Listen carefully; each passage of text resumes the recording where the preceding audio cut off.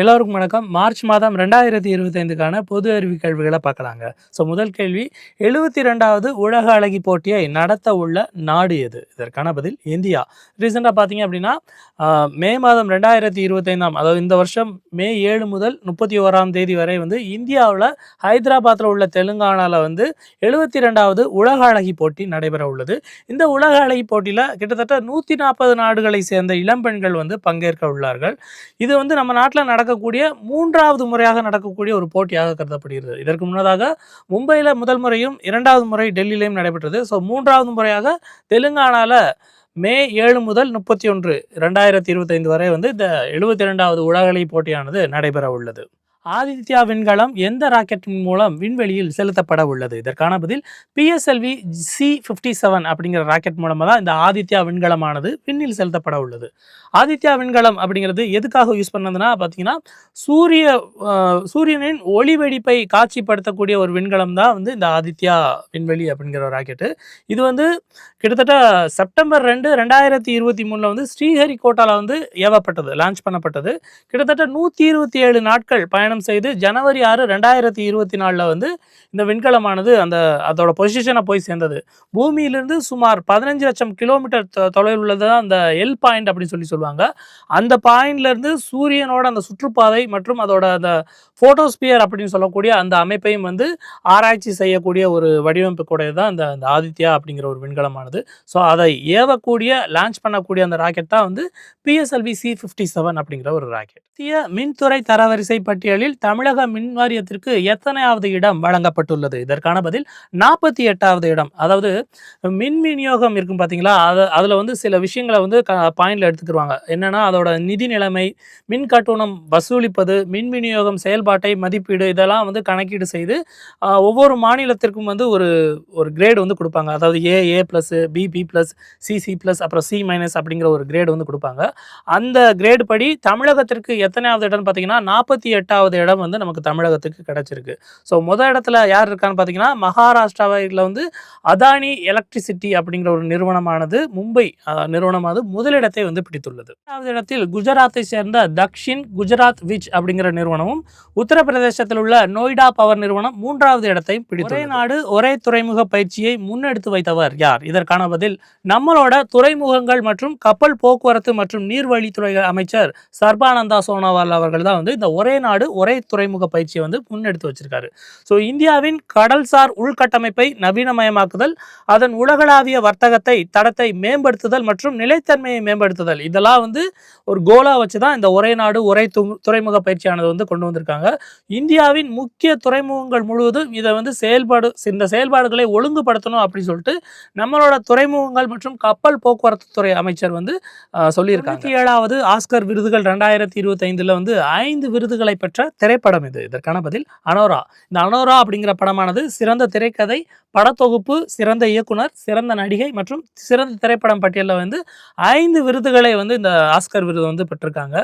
அதே மாதிரி ஒரே நேரத்தில் 4 விருதுகளுக்காக பரிந்துரைக்கப்பட்டவர் யான்னு பார்த்தோம்னா ஷான் பேக்கர் அப்படிங்கிற பரிந்துரைப்பட்டிருக்காங்க. ஒரே படத்திற்காக 4 விருதுகளை வென்ற முதல் நபர் அப்படிங்கிற ஒரு சிறப்பையும் இவர் பெறாரு. அனோரால நடித்த சிறந்த நடிகை பட்டம் யாருக்கு பிறந்ததுன்னா மைக்கி மேடிசன் அப்படிங்கிறவங்களுக்கு கிடைச்சது. த ஃப்ரூட் லிஸ்ட் அப்படிங்கிறவர் சிறந்த நடிகர்களுக்கான ஏட்ரியன் ஃபரோ அப்படிங்கிற ஒரு படத்துக்காக வாங்கியிருக்கிறார். இந்தியாவிலிருந்து ஆஸ்கருக்கு பரிந்துரைக்கப்பட்ட அனுஜா குறும்படத்திற்கு எந்த ஒரு விருதும் கிடைக்கப்படவில்லை. அதே நேரத்தில் I am not a robot அப்படிங்கிற ஒரு குறும்படத்திற்கு ஆஸ்கார் விருதானது வழங்கப்பட்டது. பாலைவன வேட்டை 2025 பயிற்சி எங்கு தொடங்கப்பட்டுள்ளது? இதற்கான பதில் அதாவது ராஜஸ்தானில் உள்ள ஜோத்பூரில் உள்ள விமானப்படை நிலையத்தில் தான் இந்த பாலைவன வேட்டை 2025 நடைபெற்றது. IAF அதாவது இந்தியன் ஏர்ஃபோர்ஸ், இந்திய விமானப்படை தான் இதை நடத்துகிறாங்க. இது முப்படையின் சிறப்பு படை பயிற்சியாக கடைபிடிக்கப்படுகிறது. முப்படைனால உங்களுக்கே தெரியும், கப்பற்படை, விமானப்படை மற்றும் தரைப்படை. இந்த 3 பேரோட அந்த போர் திறனை வளர்க்கறதுக்காக கொண்டு வரப்பட்டதான் இந்த பாலைவன வேட்டை 2025 அப்படிங்கக்கூடிய பயிற்சி. IOC அதாவது இந்தியன் ஆயில் நிறுவனத்தின் திட்டமிடல் மற்றும் வர்த்தக வளர்ச்சி பிரிவின் புதிய இயக்குநராக நியமிக்கப்பட்டுள்ளவர் யார்? இதற்கான பதில் சுமன் குமார். இவங்க சுமன் குமார் அப்படிங்கிறவங்க இதே IOCல இதற்கு முன்னதாக ஆய்வு மற்றும் உற்பத்தி பிரிவின் தலைவராக இருந்தாங்க. ரீசெண்டா பாத்தீங்க அப்படின்னா அவரை வந்து நிறுவனத்தின் திட்டமிடல் மற்றும் வர்த்தக வளர்ச்சி பிரிவின் தலைவராக திட்ட இயக்குநராக நியமிக்கப்பட்டுள்ளார் இந்த சுமன் குமார் அவர்கள். பிப்ரவரி மாதம் 2025இல் வசூலிக்கப்பட்ட ஜிஎஸ்டியின் மதிப்பு என்ன? இதற்கான பதில் 1.84 லட்சம் கோடி. இது வந்து கம்பேர் டு த ப்ரீவியஸ் இயரா கம்பேர் பண்றப்ப வந்து 9.1% அதிகமாக கருதப்படுகிறது. இதுவே வந்து 2024 ஏப்ரல் மாதத்தில் தான் வந்து ரூபாய் 2.10 லட்சம் கோடி அதிகபட்சமாக வருவாய் கிடைத்தது. அமைதிக்கான நோபல் பரிசு பெற்ற கைலாஷ் சத்யார்த்தியின் சுயசரிதை நூல் எது? இதற்கான பதில் தியாஸ்லை. அதாவது நம்மளோட முன்னாள் இந்திய குடியரசுத் தலைவர் ராம்நாத் கோவிந்த் அவர்கள் வந்து இப்போ அமைதிக்கான நோபல் பரிசு பெற்ற நம்ம கைலாஷ் சத்யார்த்தியின் வந்து சுயசரிதை நூலை வந்து வெளியிட்டுள்ளார். இவங்களுக்கு வந்து 2014ஆம் ஆண்டு இந்த அமைதிக்கான நோபல் பரிசு வந்து கொடுத்திருந்தாங்க. எதுக்காக அப்படின்னா குழந்தைகள் மற்றும் இளைஞர்கள் மீதான ஒடுக்குமுறைக்கு எதிராக போராடினால அவங்களுக்கு வந்து இந்த அமைதிக்கான நோபல் பரிசு வழங்கப்பட்டது. அனைத்து குழந்தைகளுக்கும் கல்வி உரிமை கிடைக்கணும் அப்படிங்கிறதுக்காக வந்து இவர் வந்து தொடர்ந்து குரல் கொடுத்ததுனால 2014 வந்து அமைதிக்கான நோபல் பரிசு இவருக்கு வழங்கப்பட்டது. எத்தனையாவது ஆசிய சிங்கங்கள் கணக்கெடுப்பு தற்போது நடைபெற்றுள்ளது? இதற்கான பதில் 16வது. மே மாதம் வந்து இந்த 16வது ஆசிய சிங்கங்கள் கணக்கெடுப்பு வந்து நடைபெற உள்ளது. இது வந்து ஜுனாகத் வனவிலங்கு தேசிய பரிந்துரை மையத்தில் வந்து நம்மளோட பிரதமர் வந்து அடிக்கல் நாட்டியிருந்தார். அது மட்டும் இல்லாமல் நதி டால்பின்கள் குறித்த புத்தகம் ஒன்று வந்து வெளியிட்டிருந்தார். மனித மற்றும் வனவிலங்குகளுக்கு இடையிலான மோதல்களை தடுக்கும் நடவடிக்கைகளை நிர்வகிப்பதற்கான சிறப்பு மையமானது அமைக்கப்பட்டுள்ளது. அது மட்டும் இல்லாமல் ஆசிய சிங்கங்களை பாதுகாப்பதற்கான லயன் திட்டத்துக்கு 2900 கோடியானது ஒதுக்கப்பட்டுள்ளது. இந்தியாவிலேயே வந்து கிர் வனவிலங்கு சரணாலயத்தில் மட்டுமே ஆசிய சிங்கங்கள் அதிகமாக உள்ளது. மார்ச் 3ஆம் தேதி உலக வன உயிரின தினமானது கடைபிடிக்கப்படுகிறது. இந்தியாவில் நவரத்னா நிறுவன விருதுகளை பெற்றுள்ள மொத்த நிறுவனங்களின் எண்ணிக்கை எவ்வளவு? இதற்கான பதில் 26. ரீசனாக பார்த்தீங்க அப்படின்னா 24 நிறுவனம் தான் இருந்தது. ஸோ 2 நிறுவனத்துக்கு நவரத்ன அந்தஸ்து வந்து வழங்கியிருக்காங்க. எந்தெந்த நிறுவனம் பார்த்தோம்னா நம்மளோட ஐஆர்சிடிசி மற்றும் ஐஆர்எஃப்சின்னு சொல்லுவாங்க. ஐஆர்சிடிசினா உங்களுக்கு தெரியும், இந்திய ரயில்வேயின் பொதுத்துறை நிறுவனங்கள் தான் இந்த ஐஆர்சிடிசி மற்றும் ஐஆர்எஃப்சி அப்படிங்கிற நிறுவனம். ஸோ இந்திய ரயில்வே உணவு வழங்கல் மற்றும் சுற்றுலா நிறுவனம் தான் இந்த ஐஆர்சிடிசி. அது மட்டும் இல்லாமல் இந்திய ரயில்வே நிதி நிறுவனம் ஐஆர்எஃப்சி அப்படிங்கிற ஒரு நிறுவனத்துக்கும் இந்த நவரத்ன விருது அந்தஸ்தானது வழங்கப்பட்டுள்ளது. ஆக மொத்தம் 24 + 2 26 நிறுவனங்களுக்கு மொத்தமாக இந்த நவரத்ன விருது அந்தஸ்தானது வழங்கப்பட்டுள்ளது. ஸோ இந்த நவரத்ன விருது அந்தஸ்து வழங்குறதுனால என்ன ஆகும்னு பார்த்தீங்கன்னா ஒன்றிய அரசு ஒப்புதல் இல்லாமல் ஒரு நிறுவனமானது 1000 கோடி முதலீடை வந்து கையாள முடியும் அப்படிங்கிற ஒரு புதிய இது வந்து அவங்களுக்கு அந்தஸ்து வந்து அவங்களுக்கு கிடைக்கும். ஸோ நிதி மற்றும் வணிக சந்தையில் சிறப்பாக செயல்படும் மத்திய பொதுத்துறை நிறுவனங்களுக்கு இந்த நவரத்ன விருதானது வழங்கப்படுகின்றது. 97வது ஆஸ்கர் வழங்கும் விருது எங்கு நடைபெற்றது? இதற்கான பதில் அமெரிக்கா. ரீசெண்டாக பார்த்தீங்கன்னா அமெரிக்காவில் அந்த 97வது ஆஸ்கர் விருது நடைபெற்றது, வழங்கும் விழா நடைபெற்றது. அதில் சிறந்த துணை நடிகருக்கான விருது வந்து கேரன் ஹல்கின் அப்படிங்கிறவங்களுக்கு வந்து ரியல் பெயின் அப்படிங்கிற ஒரு படத்தில் வந்து நடித்ததுக்காக கொடுத்துருக்காங்க. சிறந்த துணை நடிகை விருதானது ஜோ சால்டானா அப்படிங்கிறவங்களுக்கு வந்து எமிலியா ஃபரோஸ் அப்படிங்கிற படத்துக்காக கொடுக்கப்பட்டுள்ளது. ஸோ தழுவல் திரைக்கதை வந்து கான்க்ளேவ் அப்படிங்கிற ஒரு படத்துக்கு வழங்கப்பட்டுள்ளது. அது மட்டும் இல்லாமல் சிறந்த ஒளி அமைப்பானது டூன் பார்ட் 2 அப்படிங்கிற ஒரு படத்துக்கு வழங்கப்பட்டுள்ளது. 38வது கேன்ஸ் ஓபன் சர்வதேச செஸ் போட்டியில் சாம்பியன் பட்டம் வென்றவர் யார்? இதற்கான பதில் இனியன். இப்போ ரீசெண்டாக பார்த்தீங்கன்னா 38வது கேன்ஸ் ஓபன் சர்வதேச செஸ் போட்டி பிரான்ஸில் நடைபெற்றது. மொத்தம் 9 சுற்றுகள் நடைபெற்றது. இந்த 9 சுற்றுகளில் இந்தியாவின் கிராண்ட் மாஸ்டர் அதாவது ஈரோடை சேர்ந்த இனியன் அவர்கள் வந்து பிரான்ஸை வீழ்த்தி 7.5 புள்ளிகள் பெற்று முதலிடத்தில் உள்ளார்.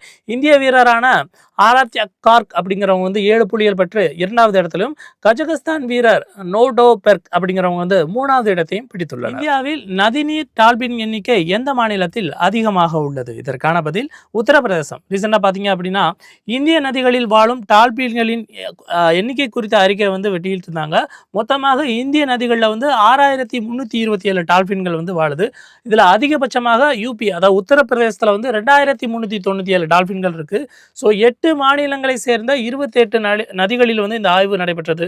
அதில் வந்து பீகார், மேற்கு வங்கம் மற்றும் அசாம் எல்லா மாநிலங்களையும் கணக்கிட்டதில் உத்தரப்பிரதேசத்தில் அதிகபட்சமாக 2397 டால்பின்கள் வந்து உள்ளது. மகளிர் மேம்பாட்டு கழக மேலாண்மை இயக்குநராக நியமிக்கப்பட்டுள்ளவர் யார்? இதற்கான பதில் ஸ்ரேயா பி சிங் அவர்கள். இதற்கு முன்னாடியாக இந்த இதில் வந்து அவங்க யாருன்னு பார்த்தோம்னா திவ்ய தர்ஷினி அப்படிங்கிறவங்க தான் இருந்தாங்க. ரீசெண்டாக இந்த ஸ்ரேயா பி சிங் அவர்கள் வந்து மகளிர் மேம்பாட்டு கழக மேலாண்மை இயக்குநராக நியமிக்கப்பட்டார். இந்தியாவின் முதல் உலக அமைதி மையம் எங்கு அமைக்கப்பட உள்ளது? இதற்கான பதில் ஹரியானா. ஹரியானாவில் உள்ள குருகிராம் அப்படிங்கிற இடத்துல தான் வந்து பார்த்தீங்கன்னா முதல் உலக அமைதி மையமானது அமைக்கப்பட்டுள்ளது. அமைதி அப்படிங்கிறதுனாலே தெரிஞ்சிடும். அஹிம்சா விஸ்வ பாரதி அமைப்பு தான் வந்து இதை வந்து இது பண்ண போகிறாங்க. ஸோ இதோட நோக்கம் என்னன்னு பார்த்தீங்கன்னா அமைதி மற்றும் நல்லிணக்கத்தை வந்து நிலைநாட்டணும் அப்படிங்கிறத இதோட நோக்கமாக கருதப்படுகிறது. இதோட இயக்குனராக யாருக்கு பார்த்தீங்கன்னா புகழ்பெற்ற மற்றும் அமைதிக்கான தூதராக உள்ள டாக்டர் லோகேஷ் முனி அவர்கள் தான் வந்து இதோட இயக்குனராக உள்ளார். உக்ரைனுக்கு ராணுவ உதவிகளை நிறுத்தி வைத்துள்ள நாடு எது? இதற்கான பதில் அமெரிக்கா. ரீசெண்டாக பார்த்தீங்கன்னா உக்ரைன் மற்றும் ரஷ்யாவுக்கு இடையே வந்து போர் நடைபெற்றது. இப்போ நமக்கு வந்து டொனால்ட் ட்ரம்ப் வந்து பதவியேற்றதுக்கு அப்புறம் உக்ரைனுக்கு செய்யக்கூடிய அந்த உதவிகளை வந்து தடுத்து நிறுத்தியிருக்கிறாங்க.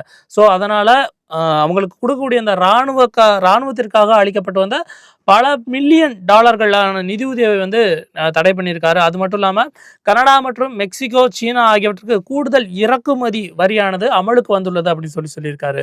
கனடா மற்றும் மெக்சிகோவுக்கு 25% கூடுதலாக வரி விதிக்கப்படும் அப்படின்னு சொல்லியிருக்காங்க. சீனாவின் இறக்குமதி பொருட்கள் மீது கூடுதலாக 10% வரியானது அளிக்கப்படும் அப்படின்னு சொல்லிட்டு டொனால்ட் ட்ரம்ப் அவர்கள் வந்து தெரிவித்துள்ளார். வனதாரா வனவிலங்கு மீட்பு மையம் எங்கு அமைக்கப்பட்டுள்ளது? இதற்கான பதில் குஜராத்தில் உள்ள ஜாம் நகர் அப்படிங்கிற இடத்துல ரிலையன்ஸ் நிறுவனத்துக்கு சொந்தமான ஒரு அமைப்பு தான் வந்து ஒரு எண்ணெய் சுத்திகரிப்பு வளாகத்துக்குள் இந்த வனதாரா அப்படிங்கிற ஒரு அமைப்பானது அமைக்கப்பட்டுள்ளது. சுமார் 3500 ஏக்கர் வந்து இது பரப்பளவு உடையது. ஸோ எந்த ஒரு காரணத்துக்காக இதை கொண்டு வந்திருக்காங்க பார்த்தீங்கன்னா வனவிலங்கு பறவைகள் பாதுகாப்பு மற்றும் வாழ்வு அவங்களுக்கு வந்து மறுவாழ்வு கொடுக்கணும். நிறைய பேர் வந்து விலங்குகளை வந்து கொடுமைப்படுத்தியிருப்பாங்க. சில பேர் வந்து துன்புறுத்தியிருப்பாங்க. சில விலங்குகளுக்கு வந்து பல பாகங்கள் வந்து இல்லாமல் இருக்கும். அதை வந்து தத்தெடுத்து இங்கே கொண்டு வந்து அவங்களுக்கு வந்து மறுவாழ்வு கொடுக்கணும் அப்படிங்கிற ஒரு நோக்கத்தில் கொண்டு வரப்பட்டதான் இந்த வனதாரா அப்படிங்கிற ஒரு அமைப்பானது. மோடி அவர்கள் தான் வந்து இந்த வனதாரா அப்படிங்கிற இதை வந்து ஓப்பன் பண்ணி வச்சிருக்காங்க. சிறைப்பிடிக்கப்பட்ட மற்றும் விபத்துகளிலிருந்து மீட்கப்படும் யானைகள் உள்ளிட்ட வனவிலங்குகளுக்காக அர்ப்பணிக்கப்பட்ட பராமரிப்பு மையம் தான் இந்த வனதாரா பராமரிப்பு மையம். கிட்டத்தட்ட 1.5 லட்சத்துக்கும் மேற்பட்ட உயிரினங்கள் வந்து இங்கே வாழ்றதா வந்து சொல்லியிருக்காங்க. ரைசினா மாநாடு எங்கு நடைபெற உள்ளது? இதற்கான பதில் புதுடெல்லி. ஆண்டுதோறும் நடைபெறக்கூடிய இந்த புவிசார் அரசியல் மற்றும் புவி பொருளாதாரம் குறித்த மாநாடு தான் வந்து இந்த இந்தியாவின் முதன்மையான மாநாடாக கருதப்படுகிறது இந்த ரைசினா மாநாடு. இந்த ரைசினா அமைப்பு வந்து 2016 தொடங்கப்பட்டது. இப்போ ரீசெண்டாக பார்த்தீங்க அப்படின்னா புதுடெல்லியில் இந்த மாநாடு நடைபெறும். ரைசினா மாநாட்டில் நியூசிலாந்து பிரதமர் கிறிஸ்டோபர் லக்சன் அப்படிங்கிறவங்க வந்து சிறப்பு விருந்தினராக பங்கேற்க உள்ளார்கள். அது மட்டும் இல்லாமல் ரைசினா மாநாட்டில் உக்ரைனை சேர்ந்த வெளியுறவுத்துறை அமைச்சர் சிஃபிகா, அதாவது அந்த்ரி சிஃபிகா அவர்கள் வந்து சிறப்பு விருந்தினராக பங்கேற்க. பயங்கரவாத பட்டியலில் இந்தியா எத்தனையாவது இடத்தை பிடித்துள்ளது? இதற்கான பதில் 14. கிட்டத்தட்ட institute of economics of peace, அதாவது ஐஇபி அப்படின்னு சொல்லக்கூடிய ஒரு அமைப்பானது ரீசெண்டாக ஒரு அறிக்கை வெளியிட்டிருந்தாங்க. இதில் 163 நாடுகளை வந்து கணக்கெடுத்து அதில் இந்தியாவுக்கு 14வது இடம் கொடுத்துருக்காங்க. இதில் வந்து பாகிஸ்தான் 2வது இடத்தை பிடிச்சிருக்கு. ஸோ உயிரிழந்தவர்களின், அதாவது சில இடங்களில் வந்து போர் நடந்திருக்கலாம், அதாவது தீவிரவாத நடவடிக்கைகள் மூலமாக வந்து பல பேர் உயிரிழந்திருக்கலாம். ஸோ அதை கணக்கில் கொண்டு வந்து இந்த ரிப்போர்ட் ஆனது கொடுத்துருக்காங்க. இதன்படி பார்த்தோம் அப்படின்னா இந்தியாவுக்கு 14வது இடமானது கொடுக்கப்பட்டது. MRF, அதாவது மெட்ராஸ் ரப்பர் ஃபேக்டரியின் புதிய விளம்பர தூதராக, பிராண்ட் அம்பாசிடராக நிறுவப்பட்டவர் யார்? இதற்கான பதில் இந்திய கிரிக்கெட் வீரர் சுப்மன் கில் அவர்கள் தான் வந்து இப்போ ரீசெண்டாக இந்த MRFோட விளம்பர தூதராக நியமிக்கப்பட்டார். நமோ பன்னோக்கு மருத்துவமனையை பிரதமர் நரேந்திர மோடி அவர்கள் எங்கு திறந்து வைத்துள்ளார்? இதற்கான பதில் சில்வாசா. ரீசெண்டாக பார்த்தீங்க அப்படின்னா நம்மளோட பாரத பிரதமர் நரேந்திர மோடி அவர்கள் வந்து நமோ பன்னோக்கு மருத்துவமனை கிட்டத்தட்ட 460 கோடி மதிப்பீட்டில் 450 படுக்கை வசதிகளை கொண்ட இந்த மருத்துவமனை வந்து சில்வாசா, தாத்ரா நாகர் காவலில் உள்ள இந்த சில்வாசாவில் வந்து தொடக்கி வைத்துள்ளார். ஏன் அப்படின்னா 2050க்குள் 44 கோடி இந்தியர்கள் வந்து உடல் பருமன் பிரச்சனையால் பாதிக்கப்பட வாய்ப்பு உள்ளதாக சொல்லியிருக்காங்க. ஸோ அதற்கு முன்னெச்சரிக்கை நடவடிக்கையாக இந்த மருத்துவமனையானது வந்து தொடங்கப்பட்டுள்ளது அப்படின்னு சொல்லி மாதவிடாய் காலகட்டங்களில் பெண்களுக்கு அதிகமாக சுரக்கக்கூடிய ஹார்மோனின் பெயர் என்ன? இதற்கான பதில் ஈஸ்ட்ரோஜன். ஈஸ்ட்ரோஜன் ஹார்மோன் தான் வந்து அதிக அளவில் இந்த மாதவிடாய் காலங்களில் வந்து பெண்களுக்கு சுரக்குது. இந்த ஹார்மோன் வந்து பெண்களின் இனப்பெருக்கம் மற்றும் ஆரோக்கியமான மனநிலையை வந்து சமநிலைப்படுத்துது. அது மட்டும் இல்லாமல் இதய நலனை பாதுகாப்பதிலும் இந்த ஹார்மோன் பெரும் பங்கு வகிக்கிறது. இதய தசை செயலிழப்பு, அதாவது கார்டியோ மயோபதின்னு சொல்லுவாங்க, அதுலேயும் மிக முக்கிய பங்கு வகிக்கிறது. 20லேருந்து 35 வயதுக்குட்பட்ட இந்த இளம் பெண்கள் இருப்பாங்க பார்த்தீங்களா, அவங்களுக்கு இந்த ஹார்மோன் பற்றாக்குறையால் வந்து இதய நாளங்கள் இதயத்தில் இருக்கக்கூடிய இந்த ரத்த நாளங்கள்ல அடைப்பு ஏற்பட்டு ரத்த ஓட்டம் தடைபட்டு மாரடைப்பு ஏற்படுகிறது. ஸோ இதை தடுக்கணும் அப்படிங்கன்னா நமக்கு வந்து ஆஞ்சியோகிராம் பரிசோதனை செய்யணும். இதே இந்த மயோபதின்னு சொல்லக்கூடிய இந்த சிஸ்டத்தை வந்து மினோகா மற்றும் இனோகா அப்படின்னு சொல்லி இரு வகையான மாரடைப்பு பாதிப்பு வந்து ஏற்படுத்தும் வருது. இப்போ ரீசெண்டான காலகட்டங்களில் அவங்களுக்கு வந்து இந்த மாரடைப்பு அதிகரித்து வருது. என்ன காரணம் அப்படின்னா இந்த ஈஸ்ட்ரோஜன் ஹார்மோன் வந்து குறைபாட்டினால வந்து இந்த மாரடைப்பு அதிகரித்து வருவதா வந்து ஒரு ரிப்போர்ட் வந்து சொல்லி கொடுக்கப்பட்ட பொது அறிவு கேள்விகள் எக்ஸாம் ஓரியன்டா உங்களுக்கு ரொம்ப ரொம்ப யூஸ்ஃபுல்லாக இருக்கும்னு நம்புறேன். மீண்டும் நாளைக்கு புது வகையான பொது அறிவு கேள்விகளை பார்க்குறப்ப மீண்டும் சந்திக்கலாம். அன்பால் இணைவோம், அறிவால் உயர்வோம். தமிழ் உறவுகளுக்கும் உள்ளங்களுக்கும் நன்றி.